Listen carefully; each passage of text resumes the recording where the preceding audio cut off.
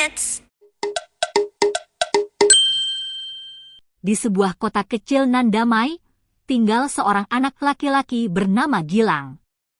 Ia dikenal sebagai anak yang cerdas dan selalu mendapatkan nilai tertinggi di sekolahnya. Namun, di balik prestasi itu, Gilang memiliki sifat yang kurang menyenangkan. Ia sangat sombong. Setiap kali ada pengumuman nilai ujian atau perlombaan, Gilang selalu merasa dirinya paling hebat. Ia kerap merendahkan teman-temannya yang nilainya di bawah dirinya, dan menganggap mereka tidak sepandai dirinya.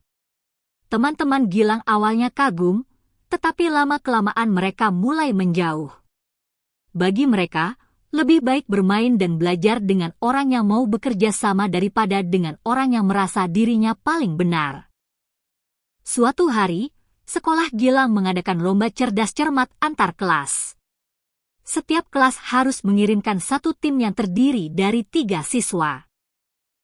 Gilang tentu saja langsung terpilih karena prestasinya. 2 siswa lainnya dipilih melalui seleksi.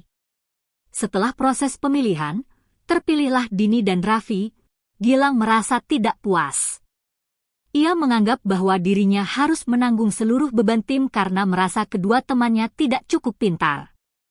Selama latihan, Gilang lebih banyak mengatur dan memutuskan sendiri, tanpa memberi ruang pada Dini atau Raffi untuk berbicara.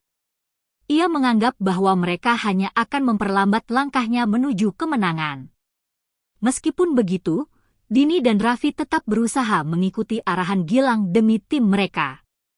Mereka tidak ingin membuat masalah dan berharap Gilang akan berubah seiring waktu. Hari yang ditunggu-tunggu tiba.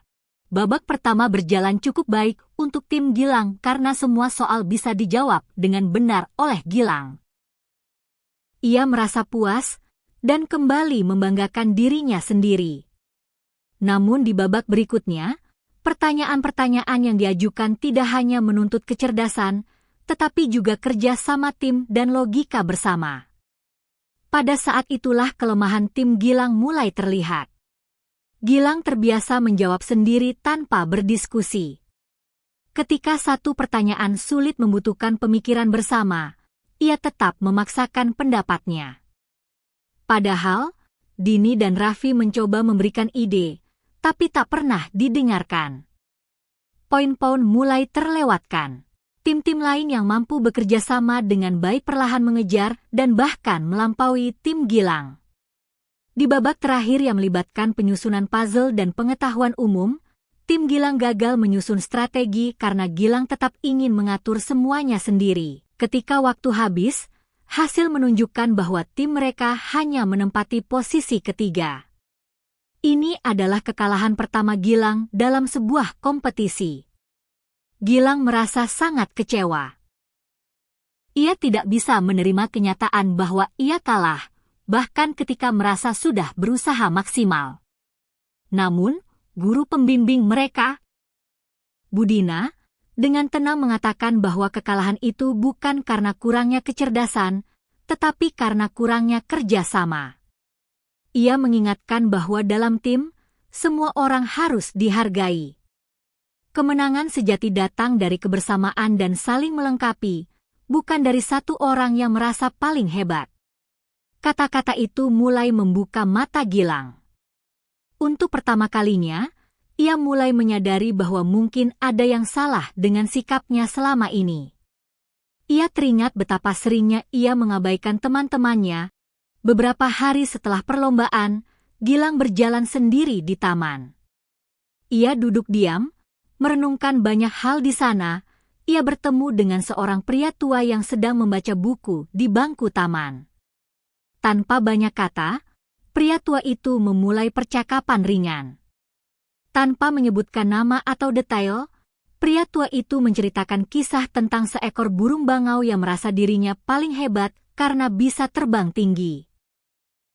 Namun saat kekeringan datang, bangau itu tidak bisa membawa air seorang diri, sementara semut-semut kecil yang bekerja sama bisa menyelamatkan seluruh koloni mereka. Cerita itu begitu sederhana, tetapi sangat dalam maknanya. Gilang merasa cerita itu seolah ditujukan langsung kepadanya. Ia tersadar bahwa betapapun hebat dirinya, jika ia berjalan sendiri, akan ada batas yang tidak bisa ia lewati tanpa bantuan orang lain. Keesokan harinya di sekolah, Gilang mulai menunjukkan perubahan. Ia mulai menyapa teman-temannya dengan lebih ramah. Ia tidak lagi membanggakan dirinya setiap kali mendapat nilai bagus, dan mulai menawarkan bantuan kepada teman yang kesulitan belajar.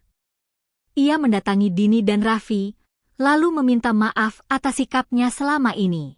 Dini dan Raffi, dengan senyum hangat, menerima permintaan maaf itu tanpa ragu. Mereka senang karena akhirnya Gilang bisa menyadari kesalahannya sendiri.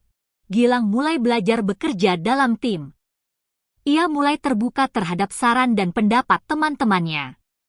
Ia bahkan menjadi lebih sering diajak dalam kegiatan kelompok karena kini ia tidak lagi menjadi pribadi yang menyulitkan.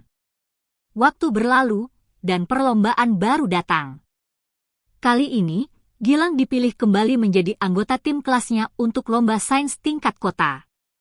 Bedanya, kali ini ia benar-benar menjadi bagian dari tim, bukan pusat perhatian.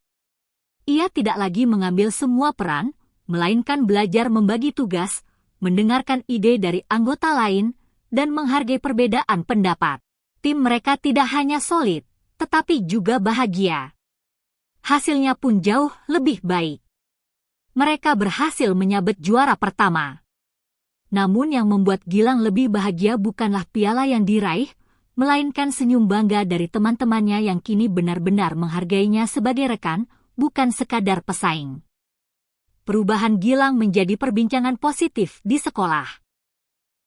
Guru-guru mulai menyebut namanya sebagai contoh anak yang mampu memperbaiki diri. Teman-temannya yang dulu menjauh, kini merasa nyaman berada di dekatnya. Gilang tidak lagi merasa harus menjadi yang terbaik untuk dihargai. Ia tahu bahwa kebahagiaan tidak datang dari kemenangan semata, melainkan dari perasaan diterima dan bisa berbagi peran bersama orang lain. Seiring waktu, Gilang tumbuh menjadi anak yang bukan hanya pintar, tetapi juga bijaksana. Ia menyadari bahwa kerendahan hati dan kerjasama adalah kunci dari keberhasilan yang sejati. Cerita ini mengajarkan bahwa kesombongan hanya akan membuat kita dijauhi dan mengalami kegagalan. Tak peduli seberapa tinggi pencapaian kita, jika kita tidak mau menghargai orang lain, kita akan berjalan sendirian. Kebahagiaan dan keberhasilan yang sejati datang dari kerendahan hati, kerjasama, dan kemampuan untuk menerima dan memperbaiki diri. Amazing!